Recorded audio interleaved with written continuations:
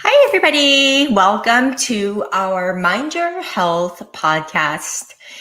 Today's topic is all about something that hits home with probably every single one of you. I know many people are going through lots of things right now.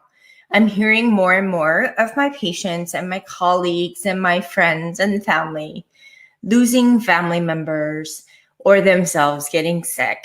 And it's been a rough year for me as well with my health issues as well. And so today's topic is all about what to do when you're not feeling well. As somebody who's lived with chronic autoimmune for over 2 decades, it's very, very personal, some of the things that you experience. Being sick and faced with health crisis really strips away your identity. And when it starts to control and affect your ability to perform in your day-to-day, for somebody like me, who is an overachiever, who is a go-getter, and is so busy doing all the things, really to chase the self-worth, it meant everything to me. And I just want to say that many of you guys are struggling too. And what I do recognize is that when you do and are feeling really bad because of your autoimmunity, both mentally, physically, and emotionally, for whatever reason, I want you to allow yourself the grace, allow yourself the space, and allow yourself the time to heal.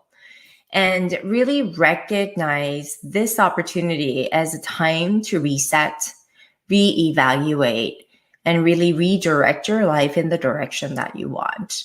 Because it's a precious time. And as I always say, autoimmunity is an opportunity for us to really, really create, new direction in the direction that we want to go.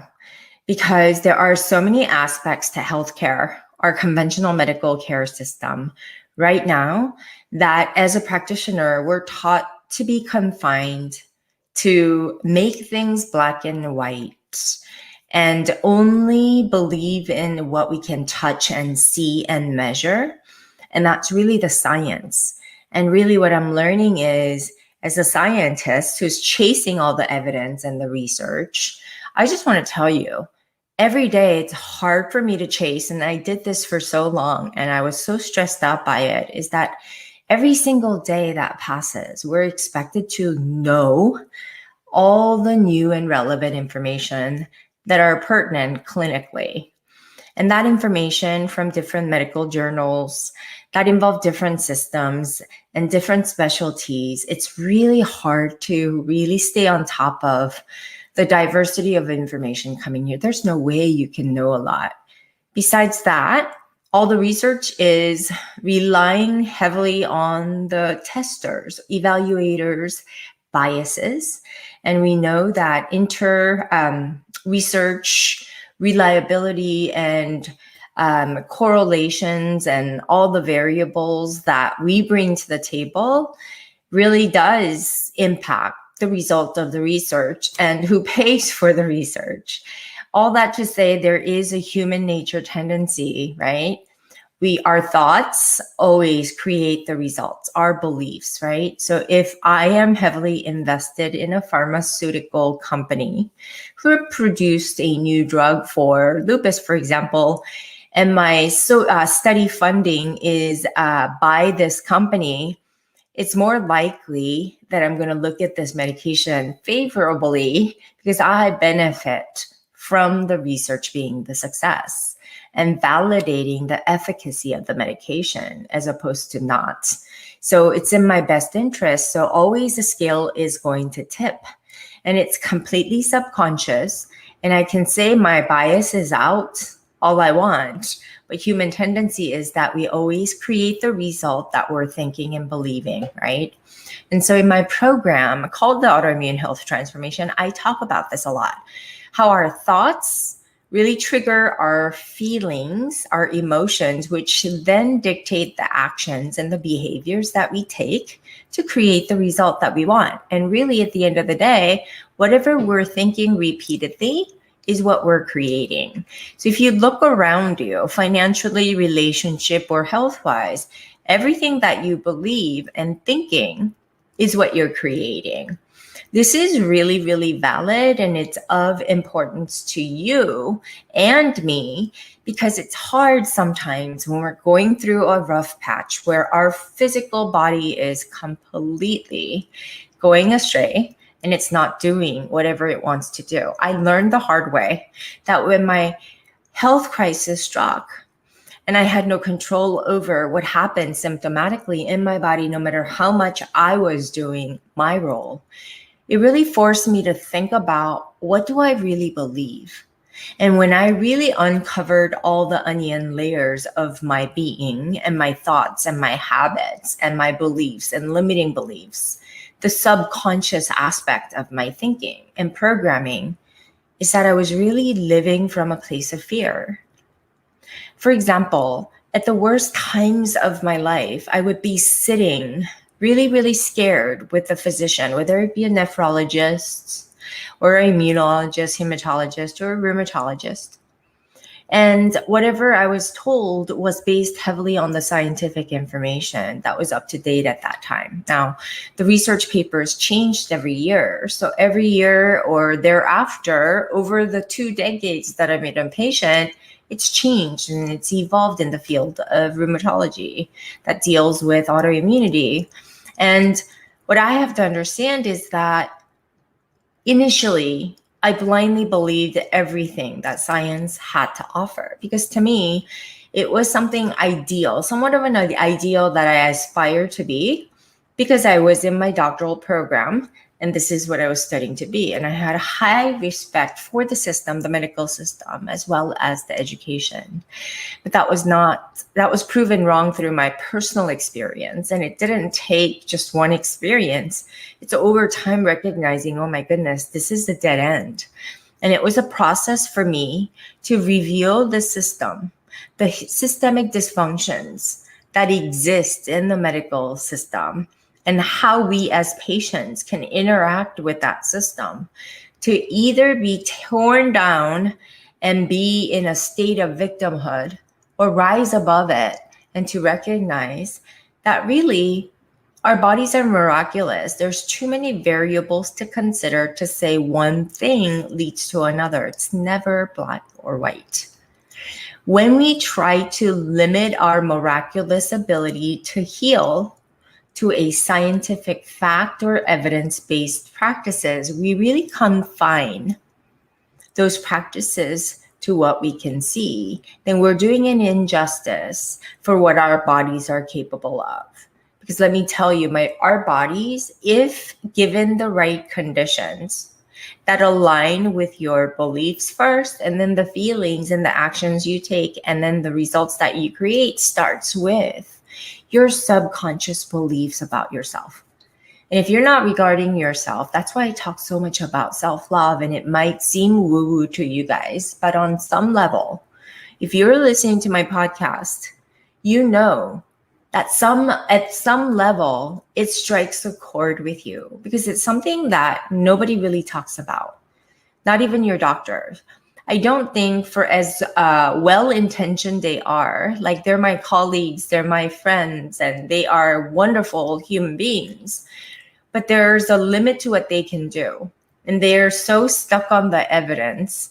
And when I try to intellectually understand what's going on pathologically in my body, and I want an explanation for how to proceed, and all I'm given is a necessary evil that's going to toxify my body to reduce the symptoms, that makes me feel like, well, it's not really helping. What's the secondary side effects? And when we talk about the side effects of some of these immunocompromising medications in the light of COVID, it makes me nervous, right? Because when you depress or suppress your immune system, which are most of the medications for autoimmunity, then you're at greater risk. Not only that, you have greater risks for cancer and all the fine line side effects that goes along with these toxic medications is one that we cannot ignore. So really thinking about what to do when you're not feeling well, because when you lack the control over your health, you feel like you lack the control over your life, over your future. And then you start to get and focus on the things that you cannot control. And my mind went to what's going to happen to my kids, what's going to happen to my business, what's going to happen to my health. What if I lose all my hair? What if this happens? What if that happens? And when my attention is focused on the worst case scenario, guess what I'm inadvertently creating in my life? More of that, right? And that's why I might be doing all the things holistically and trying to force myself to do things to intervene. But if I'm not aligned mentally in my belief, in my subconscious identity of what I'm trying to create within my body to trigger the miraculous healing ability for my body to start reversing, then it's never going to align. I hope you guys understand that. It's almost like the driver gets into the driver's seat, not knowing where the hell he's going. And he just steps on the gas pedal, hoping for the best. And for all you care, you're in the passenger seat and he's going towards a dead end. And when the problem is, when it's the dead end, you hit the dead end, you're going to get into an accident. Something detrimental can happen. So that's not a chance that I'd like to take. Because when fatigue, pain, fear, frustration, prevents you from living a productive life, I personally went into self-judgment, self-betrayal, and really lots of self-loathing. And I kept telling myself, and it wasn't so obvious because it was very subtle. And I kept telling myself how lazy I was being, how unproductive I am. How could I not do the things that I said I was doing? And then I would degrade myself more and more to cause this self-deprecating sort of this scenario in my head, which is so familiar to me because I grew up in a family where it was very hypercritical. Everything I did was never good enough. And that was a sign language of love in my family because my family is out of love. We always tell the truth. We always look at the glass half empty versus half full, because if you have false hopes, you just become an idiot who expects good things to happen in life. But I'm like, what's wrong with that, right? I didn't know any better. So I just want you to know that you and I are both conditioned from 0 to 7 years of age. And we have identified ourselves to be a certain way. And we have deep-seated beliefs that really govern everything that we do. And that conditioning or programming is what's learning or is it what's running our lives. So for me, I learned how addicted to fear and suffering I was, because the feeling of never feeling good enough, the feeling of looking for the fear and suffering when I'm happy, that became a habit. Like when things are good, I would get very anxious and look for the things that can go wrong so I can go revert back to my natural state of being, which is to be in fear and in a complete dissatisfaction, because I'm always trying to improve. But inherent to that was me telling myself I was never good enough, right? I'm not lovable. I'm not perfect. There's always a lack of who I think I am. And that was causing a lot of suffering, unnecessary suffering. And the exact opposite is what we promote in our program, because if you don't really reprogram your identity and really peel off the layers of the onion to really look at with full truth and transparency of what you truly believe about yourself, you'll have a breaking moment where you realize, oh my goodness, it's as simple as turning that around and being relentless about changing the beliefs that you hold about yourself. And that's the only difference, is you choose what's unfamiliar. You choose what would serve you. You choose. Everything in life is a choice. So whatever choice you're making to feel bad, mad, sad, or any of that is a choice that you're making. There's nobody else you can blame. There is nobody else you can resent, or there is no amount of shame you can feel that's going to change or improve your life. The only thing that can improve is to start new, be in the present moment, and make a choice to do so. It's as simple as that. And really, healing is that simple. Is it easy? No. This idea of change and transformation takes a lot of work, you guys. And once you sign up, and you start the path of healing, it's a long journey, but you do have the tools, connection, support, and accountability to do the work together to make sure that we shift on the inside and we start being self-reliant and we start to cultivate self-confidence, self-love, and really self-regard to understand that that's where the seed of healing lies. And that's what you lost in touch with that created this autoimmunity, the intolerance to what? To self.